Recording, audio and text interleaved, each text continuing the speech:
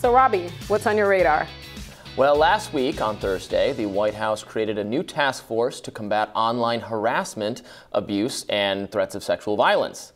The initiative was unveiled by Vice President Kamala Harris, who gave little indication that she understands the difference between preventing violence and deterring harassment, the latter of which is actually outside the government's purview in many cases. But, quote, "For far too many people, the internet is a place of fear," said Harris. "This affects all of us if it affects any one of us." Let's watch. Understanding this affects all of us if it affects any one of us.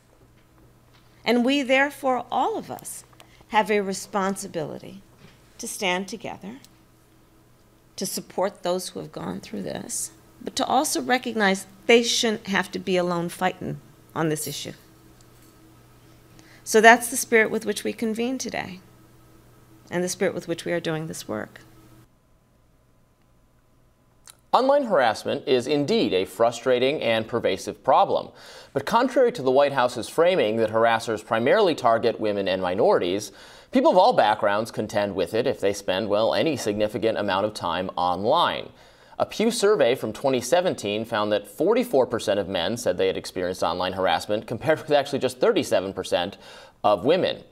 Quote, "It's true that women who have been targets of online abuse were more than twice as likely as men to describe their last such experience as extremely or very upsetting." That's 35% versus 16%, according to Kathy Young, who's a contributor to Reason Magazine, where I also write, and she wrote that back in 2017.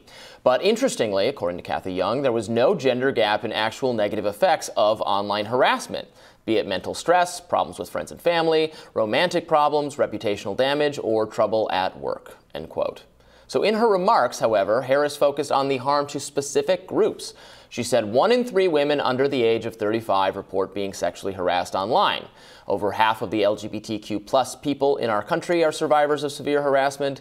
Nearly 1 in 4 Asian Americans report being called an offensive name, usually motivated by racism. No one should have to endure abuse just because they are trying to participate in society. That was what Harris said.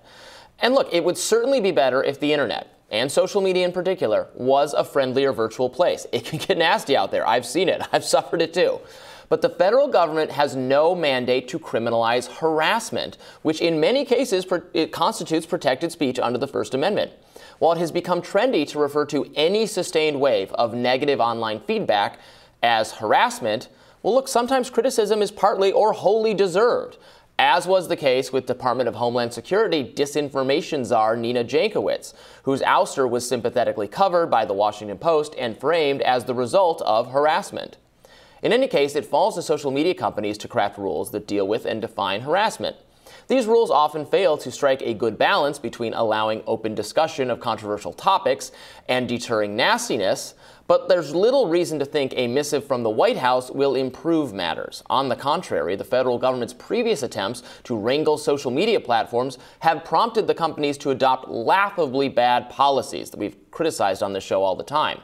By asking Facebook and other sites to prohibit misinformation and disinformation, the Biden administration has indirectly worked to outlaw legitimate dissenting opinions relating to COVID-19. For months, any open acknowledgement of the lab leak theory was forbidden on Facebook.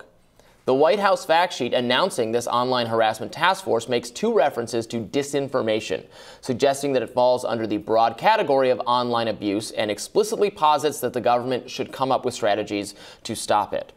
The press release is careful to note that these strategies will take the form of recommendations rather than commands. But given that social media companies are constantly under siege by regulation-happy members of Congress in both parties, then they face tremendous pressure to comply with whatever the administration proposes. Several Twitter users, for instance, have already sued the Department of Health and Human Services, arguing that previous guidance from the Secretary and the Surgeon General caused the site to take down their accounts. Quote, "By instrumentalizing tech companies, including Twitter, through pressure, coercion, and threats, to censor viewpoints that the federal government has deemed misinformation, the Surgeon General has turned Twitter censorship into state action." That's according to the New Civil Liberties Alliance, a legal advocacy group that is representing those banned Twitter users. So like the disinformation board that preceded it, the White House's new task force seems incredibly misguided. At the very least, its mission should be narrowed to focus on speech that does in some cases fall outside of First Amendment protection. Let's say actual threats of violence, revenge porn, things like that. Beware attempts by the government to crack down on so-called harassment and misinformation, because far too often government figures are actually referring to legitimate criticism of the government and constitutionally protected speech. They're not trying to protect you, they're trying to prevent you from talking back to them. So, this was another one of those kind of, disinformation, online harassment, we got to do something about it, we being the government. And these people are just always so incautious about then when we're actually talking, well, what speech are we talking about? Right. So often it's like, you're harassing me if you're criticizing me at all. There's a lot of that in the media. We've talked a lot on the show about how the Washington Post actually, as institutionally, is really on board with this whole idea that, if anyone in the media gets attacked, this is this right-wing harassment campaign. Right. But then they're criticizing people. They're sicking harassment, unintentional or not. And it's like, well, why is that? Why is it accountability when you do it, but it's harassment when it gets done to you? So listen, I want to say, I recognize that the internet is a nasty place. I think primarily for people with larger platforms, which is why I think this is probably not motivated by a desire to protect the average person in society. I think the people most experiencing harassment are people with public platforms or public figures or government officials, you see. Right, so I am incredibly suspicious of the motivations and how they would actually go about regulating it. And I do want to say, in the same way, I don't think, negative and legitimately earned criticism and people's, ability to share in that open discourse should automatically rise to harassment. In the same vein, I want to say it shouldn't automatically rise to cancel culture, which is often what we see the right say, that they're being canceled when they get negative criticism. So I want to throw it out there. So I actually do agree with you, but for different reasons, not because I think, of the regulation of free speech or that we can't criminalize harassment. It's in fact because harassment's already criminalized. Like, if someone harasses you on the internet, you can't. I've represented a million aggravated harassment claims because someone said something to you on the internet. They repeatedly sent you texts and calls. But I don't think that the federal government has any business getting involved in this particular arena of life. I think it's given the federal government too much reach, too much power, and especially I just don't trust them to regulate it correctly. So here's a question for you. In order to rise to the level of harassment where it's actually illegal and some action can be taken, what kinds of behaviors do the users have to behave in social media because it's not just like anyone criticizes you. It's if you're constantly sending you messages, that's what harassment is. That kind of stuff. I think harassment is somebody intentionally setting a course of conduct repeatedly. First of all, I think it has to be repeated. I don't think it's just somebody insulted you the one time, they occasionally say a here and there thing. But I think if somebody has accounts or making multiple accounts, you block them, you report the tweet or whatever it is, and they're harassing you, repeatedly creating accounts or starting some kind of online campaign against you, I think that's different. I think that could rise to the level of harassment, and I think we already have a mechanism in place to deal with that. I don't think the federal government needs to create this task force. Right, and if they're proposing violence against you, or if they're doxing or sharing your information, if they're just saying you're a garbage person and you should lose your job as a reporter or something. Right, which is ridiculous. We can all say that. We all get to say that. But I don't think it should rise. I don't think it should rise to harassment. I first noticed it, and I think a lot of our viewers did.